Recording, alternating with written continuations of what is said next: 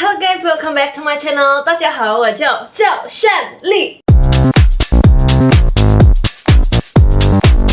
Halo semuanya, apa kabar kalian semua? Semoga kalian semua sehat-sehat ya. Jadi udah lama banget aku tuh nggak bikin konten tentang edukasi belajar Mandarin. Untuk kalian yang udah subscribe aku dari lama, pasti tahu ya kalau aku dulu pernah bikin program Yuk Belajar Mandarin. Dan program tersebut itu terdiri dari 9 episode, dimana mulai dari level yang paling basic sampai level intermediate. Dan untuk kalian yang belum pernah lihat, yang baru di sini, aku bakal taruh link playlistnya di description, kalian bisa check them out. Jadi kenapa cuma hanya ada 9 episode? Karena ya aku nggak sempat ngurusin program tersebut. Makanya kali ini aku kembali untuk membawa konten edukasi Yuk Belajar Mandarin lagi, tapi dengan brand new concept. Dimana konsep kali ini itu lebih relate ke dunia nyata. Kita nggak terpaku hanya pada buku, tapi kita expand pembelajaran kita yang lebih relate ke dunia nyata. Jadi di video kali ini aku mau perkenalin 6 frasa Mandarin yang sopan yang bisa dipakai di tempat kerja kalian. Sebenarnya beberapa frasa ini bisa dipakai di kehidupan sehari-hari. Cuman dia hanya kedengarannya itu lebih formal dan sopan. Beberapa dari kalian yang Mandarinnya itu masih di level basic mungkin nggak pernah dengar beberapa frasa ini, dan kalian bisa pakai frasa ini supaya bahasa kalian tuh kedengaran lebih natural, nggak kaku, dan lebih blend in dengan budaya mereka. Oke, nggak usah lama-lama, yuk kita langsung masuk ke frasa pertama. Frasa pertama di sini itu sering dipakai untuk minta bantuan. Jadi kalau misalnya kalian yang baru belajar bahasa Mandarin, apalagi dari buku, pasti otomatis yang keluar dari otak kalian itu adalah "请帮我什么什么什么". Tapi sebenarnya "请帮我" ini bahasanya itu ya formal, tapi kedengaran kaku. Jadi kalian bisa pakai frasa "麻烦你", bla bla bla bla. Bisa dipakai formal ataupun informal, tapi lebih sopan gitu. Dan tentunya lebih natural. Dan frasa ini itu nggak hanya bisa dipakai untuk ke atasan atau ke orang yang lebih tua dari kalian, tapi bisa dipakai ke sesama level kalian, misalkan ke rekan kerja atau ke teman kalian, ataupun bahkan ke orang yang lebih kecil dari kalian, itu juga sebenarnya nggak masalah. Contoh kalimatnya misalnya, 麻烦你整理一下这个文件. Tolong ya dirapikan dokumen ini. Mohon bantuannya untuk dirapikan dokumen ini. Jadi bisa diartikan sebagai tolong bantu bla bla bla bla atau mohon bantuannya. Selain itu, frasa ini itu juga ada arti lain, dimana itu dipakai ketika sudah minta bantu atau sudah dibantu. Tapi untuk konteks dimana lawan bicara itu sudah memberi bantuan kepada kalian, itu biasanya bantuannya itu yang secara inisiatif dilakukan oleh lawan bicara kalian. Ataupun misalkan dimana kalian awalnya itu mau minta bantu, tapi kalian pakai bahasa lain, misalnya "可以帮我这个这个这个这个". Dan setelah dijawab oleh lawan bicara kalian, "oh 可以", kalian bisa balas lagi dengan "谢谢, 麻烦你了". Next kita lanjut ke yang kedua, dimana frasa yang kedua di sini itu kalau di budaya Indonesia nggak bisa ditranslate. Frasa ini itu biasa dipakai ketika orang tersebut sudah melakukan pekerjaan yang sangat berat dan kita mengapresiasi orang tersebut untuk melakukan pekerjaan tersebut gitu. Jadi biasanya kalau di orang Indo pasti hanya akan mengucapkan terima kasih ya. Ketika ada menemui kondisi tersebut, otak kalian pasti akan memproses mengeluarkan ucapan "谢谢", terima kasih ya, 谢谢ya.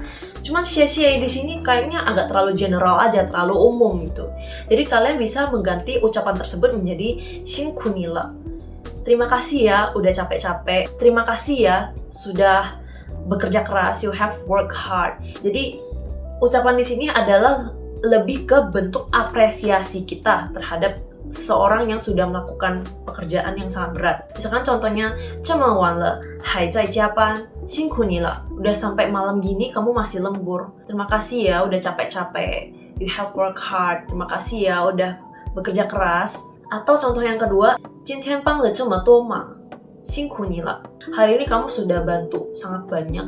Terima kasih ya udah capek-capek. Tapi butuh kalian catat satu hal ini, dimana frasa ini itu tidak boleh diucapkan oleh bawahan ke atasan.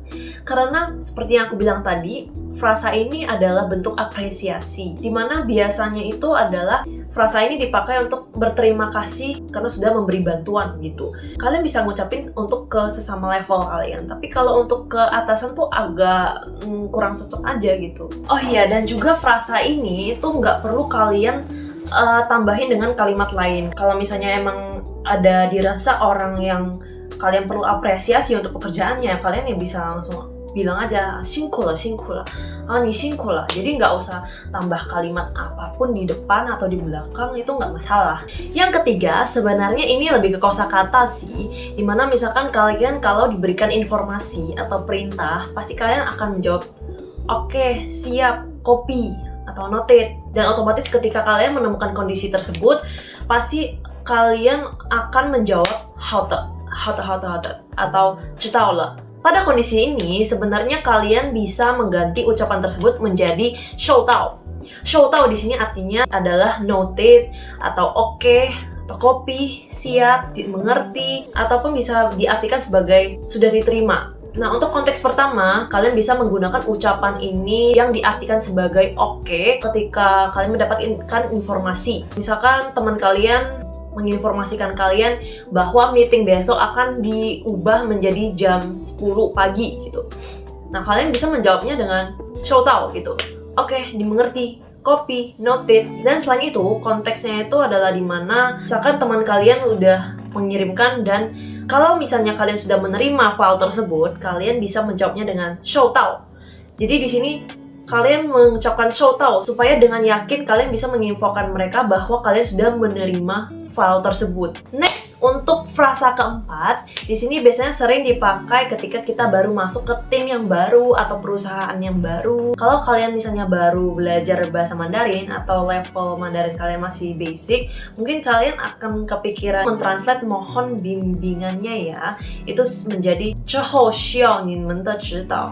Tapi sebenarnya kalian bisa mengganti frasa tersebut menjadi 请多多指教, di mana dia bisa diartikan sebagai mohon arahan dan bimbingannya ya. Jadi frasa ini bisa dipakai ketika kalian masuk ke lingkungan yang baru dan mau meminta bimbingan kepada orang yang sudah lama di situ. Di sini aku mau kasih contoh kalimatnya ya. Yang pertama, 这是我第一次参与这个项目，请多多指教. Ini pertama kalinya saya mengikuti proyek ini. Mohon arahan dan bimbingan untuk kedepannya ya. Atau bisa juga di kalimat yang kedua di sini. 很高兴认识大家，请多多指教. Senang bertemu dengan kalian, mohon arahan dan bimbingannya ya. Kalimat tadi bisa dipakai ketika kalian baru mau masuk ke suatu perusahaan baru dan disuruh perkenalan diri, dan kalian bisa mengakhiri perkenalan diri kalian dengan kalimat tadi. Selanjutnya, frasa kelima. Ini biasanya dipakai ketika mau mengajukan pertanyaan kepada senior kalian atau atasan kalian. Pada umumnya mungkin kalian bakal menggunakan kosakata 提问. 我想要提问这个.